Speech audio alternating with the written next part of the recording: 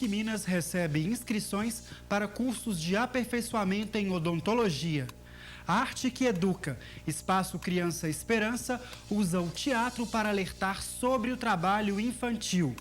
E no estúdio de hoje, você vai saber sobre as formas legais de punição destinadas àqueles que tiram o direito da criança de estudar e divertir para trabalhar.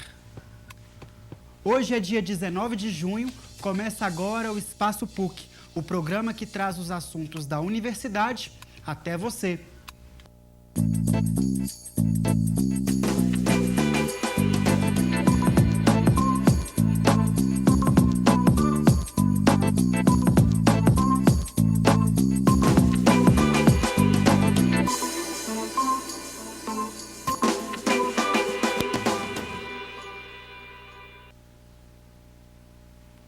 Olá, boa tarde. A PUC Minas está com inscrições abertas para os cursos de aperfeiçoamento em odontologia. As ofertas, direcionadas principalmente aos cirurgiões dentistas que buscam estudar temas específicos, são nas áreas de estética, implantodontia, ortodontia e próteses, entre outras. Os cursos acontecem no Departamento de Odontologia, no campus Coração Eucarístico. Os interessados devem procurar o Departamento de Odontologia no campus Coração Eucarístico até o dia 9 de agosto. Mais informações pelos telefones 3319-4409, 3319-4411 ou através do e-mail educontinuada@pucminas.br.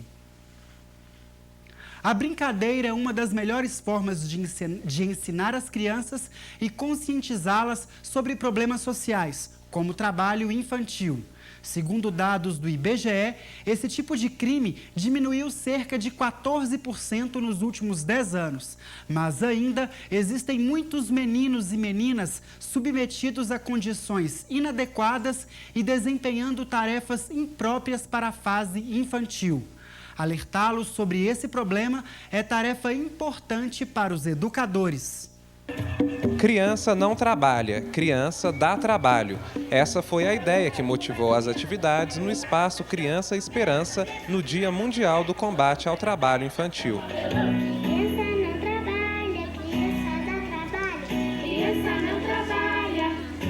Nós vamos ter a grafitagem que os meninos fizeram o desenho, né, com esse enfoque contra, né, o combate ao trabalho infanto-juvenil.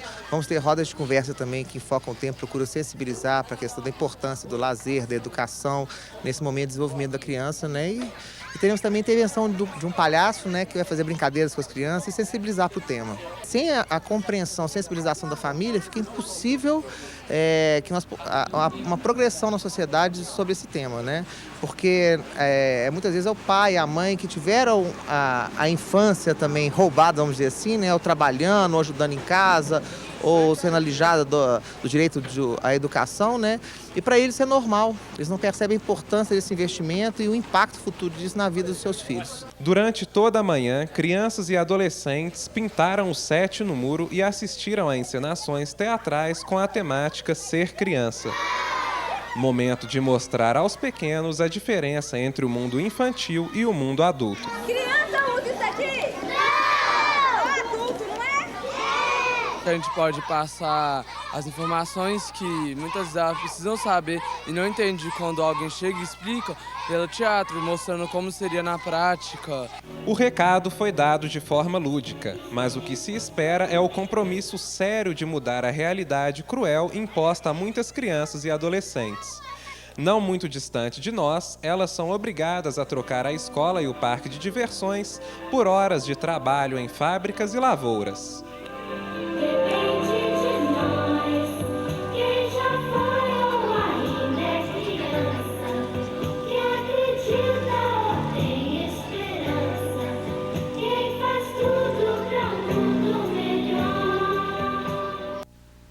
A Constituição Federal de 1988 admite o trabalho a partir dos 16 anos de idade, exceto nos casos de trabalho noturno, perigoso ou insalubre, nos quais a idade mínima se dá aos 18. Embora a lei brasileira condene o trabalho infantil, as estatísticas mostram uma triste realidade. De acordo com o censo 2010 do IBGE, cerca de 3 milhões de crianças e adolescentes entre 10 e 17 anos trabalham no campo ou na área urbana. Muitas em condições extremamente desumanas e sujeitas a míseros salários. Para informar você, telespectador, sobre as principais questões que envolvem esse problema e como o Código Penal condena o trabalho infantil, recebo no estúdio o professor de Direito Trabalhista da PUC Minas, Antônio Queiroz. Professor Antônio, muito obrigado por aceitar o nosso convite. E para começar o nosso bate-papo, conforme eu citei no texto, no Brasil, de acordo com o censo do IBGE em 2010, o índice de crianças trabalhando entre 10 e 17 anos é de 3 milhões. No censo do ano 2000, esse índice era de 65 milhões. Ou seja, nesse intervalo entre os censos, houve uma queda de 13% nesse número. Mas as estatísticas continuam altas. Do ponto de vista jurídico, o que é preciso fazer para melhorar esse cenário? Bom, em primeiro lugar, boa tarde, Daniel. Boa tarde, demais telespectadores. Bom, primeiro, é importante ressaltar que isso não é só um problema em nosso país, né? A Organização Internacional do Trabalho já registra números superiores a 130 milhões de crianças e adolescentes trabalhando ou exercendo algum tipo de atividade remunerada ao longo de todo o globo. Bom, o que pode ser feito, na verdade, é a efetivação de ações sociais, né, por meio oferecidas pelo Estado e também, claro, uma fiscalização mais efetiva e mais próxima dos órgãos de fiscalizadores do trabalho para que esse tipo de atividade seja reprimida. Ok. Embora o trabalho infantil seja visto como inadequado e impróprio para menores de idade, né, algumas formas de trabalho infantil são consideradas pelas Nações Unidas como cruéis e nocivas. Quais são essas formas, professor? A Organização Internacional do Trabalho, ela editou uma convenção, a de número 182, que enumera quais são as formas ou as piores formas de trabalho infantil. Na verdade, isso não é o cunho principal dessa convenção. Na verdade, o que pretende a convenção é justamente traçar políticas para que essas formas de trabalho sejam extintas. Todavia, ela ganhou notoriedade justamente por elencar quais são essas atividades, né, as quais pretende-se afastar a criança e o adolescente do seu exercício. Bom, existem várias, né? E aí a gente pode elencar algumas, e talvez a que mais nos surpreenda é o trabalho doméstico, né?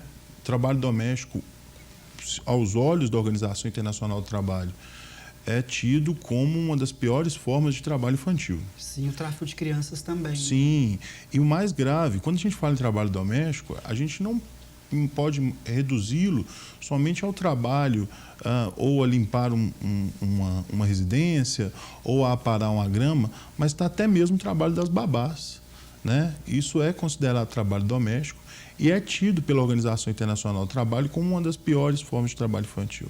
Importante registrar que, recentemente, isso há coisa de, se não me falha a memória, há coisa de menos de 5 anos, o governo brasileiro, ele, por meio de um decreto, ele incorporou essa convenção internacional ao nosso ordenamento jurídico. Portanto, ela tem validade e aplicabilidade. Então, ela também pode ser entendida como lei em sentido amplo. E pode ser, como disse também, repetindo, perfeitamente aplicável aos dias de hoje. Sim. E como que a gente... essas questões relacionadas, por exemplo, às crianças que trabalham em teatro, em telenovelas, como que essas leis se aplicam a crianças que pertencem a esse universo? Isso é uma questão muito interessante.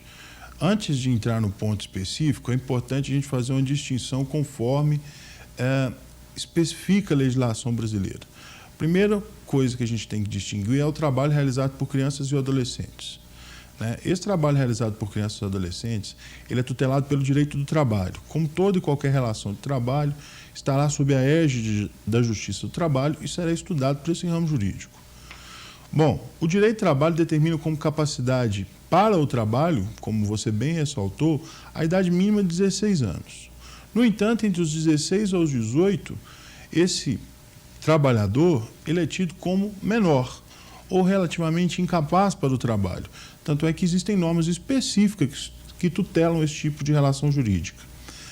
Aos menores de 16 anos, proíbe-se o trabalho, porque eles são incapazes para tanto, salvo na condição de aprendiz. No caso dos atores ou atrizes mirins, que a gente vulgarmente denomina, por uma licença poética da legislação, não se denomina essa forma de trabalho como tal, mas como participação. Então, refere-se a ela como participação. Tanto o Estatuto, o ECA, quanto a CLT, no seu artigo 405, se aqui não me falha a memória, dizem que essa forma de trabalho ela tem que ser permitida, porque é excepcional. Tão excepcional que, se a gente observar as telenovelas, nós veremos que primeiro vem os nomes dos atores e, posteriormente, vem os nomes das crianças, às vezes tidas como participação ou mesmo as crianças. Né? E esse tipo de trabalho é autorizado hoje, segundo a letra da lei, pelo juiz da vara infância, da Justiça Comum, mas a partir da emenda constitucional número 45, essa competência passa a ser da Justiça do Trabalho. Então, hoje, o juiz do trabalho autoriza que essa participação ocorra. Okay. Desde que, primeiro, seja relevante para a condição socioeconômica da família, o trabalho, e dois, que não atente contra a moral e contra o desenvolvimento da criança. Ok. Professor, infelizmente o nosso tempo já está se encerrando, o assunto gera muitas discussões, Sim. Tendo em vista também que nessa semana estão acontecendo esses protestos, cabe aí mais um assunto, mais um tema para ser discutido e para ser levado para as nossas governanças, né? Sim, claro. E a questão do trabalho infantil, ela não só é alarmante hoje, como ela remonta às épocas de criação e surgimento do direito do trabalho. Isso foi uma das frentes pelas quais as pessoas saíram na rua naquela época e incorporaram a luta social e, posteriormente, o Estado Civil pressionado para criar um ramo jurídico que tutela o hipossuficiente, o trabalhador. Então, é muito importante que as pessoas abracem não só essa causa do trabalho infantil, mas todas aquelas que dizem com relação ao trabalho e à exploração do capital pela pessoa. Ok, professor. Muito obrigado mais uma vez. Eu que agradeço. Esta edição do Espaço PUC chega ao fim. No programa de amanhã, vamos falar da importância dos acervos museológicos para a história, cultura, memória da sociedade. Você não pode perder. O nosso encontro é às 5h30 da tarde e eu espero por você. Obrigado pela sua companhia e até lá!